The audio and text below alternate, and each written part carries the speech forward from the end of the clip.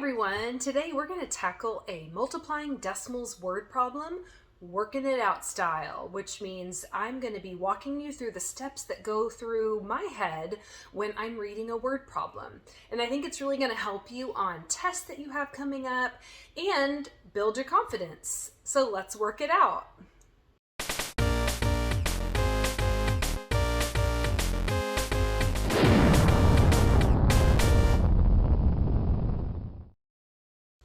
Okay, so first I'm just going to read this problem just to get a good understanding of what's going on. So I'm not going to actually do the math yet, I'm just going to read it for understanding. So it says Caroline used whole numbers to find the product of 4/10 times 6/100. First she wrote that 4 times 6 equals 24. Then she figured out where her decimal point should go. Which choice below shows the correct decimal point placement? Okay, so now let's take a look at those answer choices. We have 4 different choices. They all have the 2 and the 4 somewhere in them. So this could be easy to get mixed up on. So let's read those really carefully. It says, well, they all say 4/10 times 6/100 equals, the first one says 24/100. The second one, choice F, says 2 and 40/100. G says 24 whole. And then H says 24 thousandths. Okay, so the first thing I do is I kind of go back into the word problem and start kind of picking out things I think are important in the problem. So let's read it again and highlight as we go this time. So it says Caroline used whole numbers to find the product of 4/10 times 6/100. So I'm going to go ahead and highlight that real quick, the numbers and product, because what does product mean?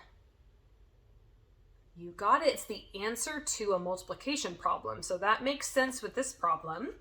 And then she wrote that 4 times 6 equals 24. So let's highlight that. That's important that she knew that was related to this.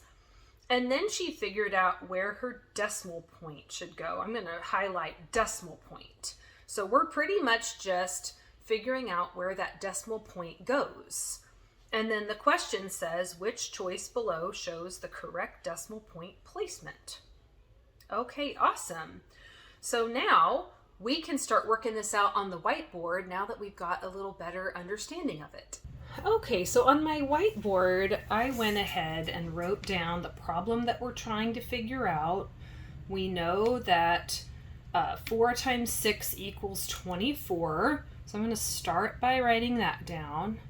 And then I want you to pause the video and see if you can figure out where the decimal point should be placed in the answer, in the product.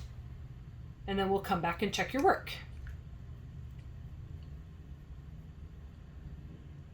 Okay, so now I'll walk you through what I am thinking. What I like to do when I see these two numbers, and it's just a basic fact like 4 times 6, instead of, stacking them up like this and working it out the long way, I like to just write down 24 and then I count all of the decimal places. You might have done this too. So in the 2 factors, there are 1, 2, 3 decimal places. And so how many decimal places do you think should be in my answer then in my product? You got it. There should be 3. So I can say 1, 2, what do I do if there's only 2 digits here? Okay, I can make a third one here with a 0. Now, does that have 3 decimal places? Yes, it does. So that means the answer is H, 24 thousandths. Great job today.